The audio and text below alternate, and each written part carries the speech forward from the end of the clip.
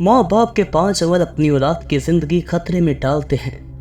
हज़रत अली रज़ी अल्लाह अन्हु से एक औरत ने पूछा, क्या ऐसे भी मेरे कोई अमल हो सकते हैं जो मेरी औलाद के लिए खतरे का बायस बन सकते हों? तो हज़रत अली रज़ी अल्लाह अन्हु ने फरमाया कि माँ बाप के 5 ऐसे अमल जो कि औलाद को मौत के मुंह तक ले जाते हैं, वो 5 अमल ये हैं। बिस्मिल्लाहिर्रहमानिर्रहीम।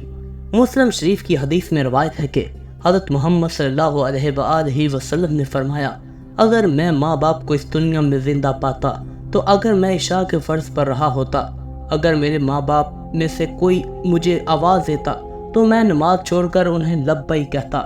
एक दफ़ा हज़रत अली रज़ी अल्लाह अन्हु अपने उजरे में मौजूद थे कि एक बूढ़ी औरत आई और अर्ज़ की, ए अमीरुल मोमिनीन, मेरी 2 ही औलादें हैं, एक बेटा और दूसरी बेटी। वो दोनों ही नाफरमान हैं और वो दोनों अक्सर बीमार रहते हैं। मेरी बेटी का रिश्ता लेने के लिए कोई तैयार नहीं और बेटे को कोई रिश्ता देने के लिए तैयार नहीं। मैं ऐसा कौन सा अमल करूं जिससे उनकी ज़िंदगी में बरकत आए, वो अमल उन्हें नफ़ा दे, वो मेरी नाफरमानी भी ना करे और सेहत याब भी हो जाए। मैं ऐसा कौन सा काम करूं क्योंकि वो दोनों नाफरमान हैं, मेरा कहा नहीं मानते, मेरा बेटा शराब और दीगर गुनाह भी करता है, वो दोनों दीन इस्लाम से मुताबिकत नहीं रखते।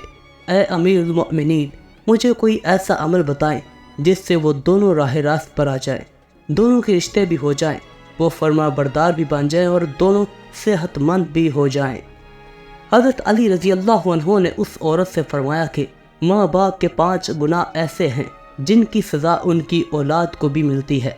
वो 5 अमल ऐसे हैं जिससे औलाद का ताल्लुक जुड़ जाता है। हज़रत अली रज़ी अल्लाह अन्हु ने फरमाया, अगर माँ बाप ये अमल करते हैं तो उनके आमाल की वजह से औलाद भी इस जुर्म में शरीक कर दी जाती है। इस खातून ने पूछा, वो 5 अमल कौन से हैं? हज़रत अली रज़ी अल्लाह अन्हु ने फरमाया, वो 5 अमल ये हैं।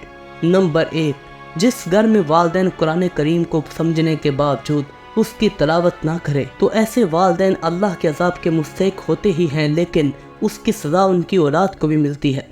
ऐसे वालिदैन की औलाद नाफरमान बेहया हो जाती है। नंबर 2, अमीरुल मोमिनीन हज़रत अली रज़ी अल्लाह अन्हु ने फरमाया, जिस घर में माँ बाप रोज़ाना लड़ते हैं और एक दूसरे को गालियाँ देते हैं, जहाँ गालियाँ दी जाएं वहाँ शैतान ही डेरे डालते हैं, फरिश्ते नहीं, और शैतान उनको हर वक्त भड़काते रहते हैं। आप खुद सोचेंगे, जिस घर में हर वक्त शैतान का बसेरा हो, फरिश्ते वहाँ ना आए तो ऐसा घर तो जहन्नुम ही होगा। नंबर 3, हज़रत अली रज़ी अल्लाह अन्हु फरमाते हैं कि माँ बाप की बेपर्दगी की वजह से उनकी औलादों पर बीमारियों का हमला होता है। हज़रत अबू हुरैरा रज़ी अल्लाह अन्हु से रवायत है कि नबी अकरम सल्लल्लाहु अलैहि वसल्लम ने फरमाया कि पर्दा औरत पर वाजिब है, जबकि बेपर्दा औरत पर जहन्नुम वाजिब है। जिस घर में बेहयाई और बेपर्दगी होती है तो अल्लाह के फरिश्ते ऐसे घरों में रहने वालों के लिए बद्दुआ करते हैं और शैतान ऐसे घरों को अपना बसेरा बना लेते हैं। जहाँ बेपर्दगी आम हो, उस घर की औलादें बेहया, नाफरमान और गलत कामों का शिकार हो जाती हैं। यही नहीं बल्कि परेशानियाँ और मुसीबतें ऐसी औलाद का मुकद्दर बनती हैं। ये उनके वालिदैन की बेपर्दगी की वजह से होता है। जिस घर में बेपर्दगी हो, उस घर में बेहयाई होती है, वहाँ अल्लाह की बरकत और रहमत नहीं होती। ऐसे माँ बाप की औलादें फितनों और बलाओं से महफूज नहीं रह सकेंगी, क्योंकि अल्लाह के फरिश्ते जो कि इन फितनों को रोकते हैं वो तो इस घर से चले जाते हैं। ऐसी औलाद माँ बाप की नाफरमानी करती है और हमेशा परेशानी में मुब्तला रहती है।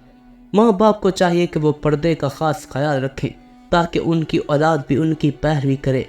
नंबर 4, हज़रत अली रज़ी अल्लाह अन्हु ने फरमाया कि वो वालिदैन जो कि किसी दूसरे की औलाद के बारे में बुरा सोचते हैं, उन्हें देखना चाहिए कि अगर वो दूसरे की औलाद के बारे में बुरा सोचेंगे तो उनकी औलाद भी इस बुरे अमल से बच नहीं पाएगी।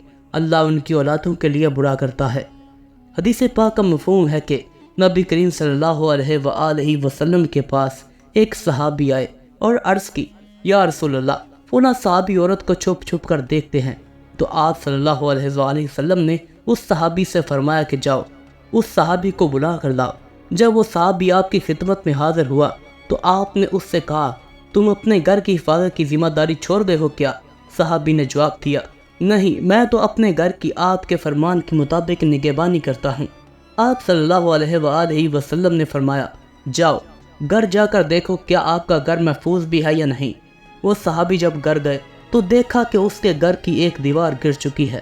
وہ صحابی واپس آپ صلی اللہ علیہ وآلہ وسلم کی خدمت میں حاضر ہوئے اور پوچھا یا رسول اللہ یہ کیا معاملہ ہے؟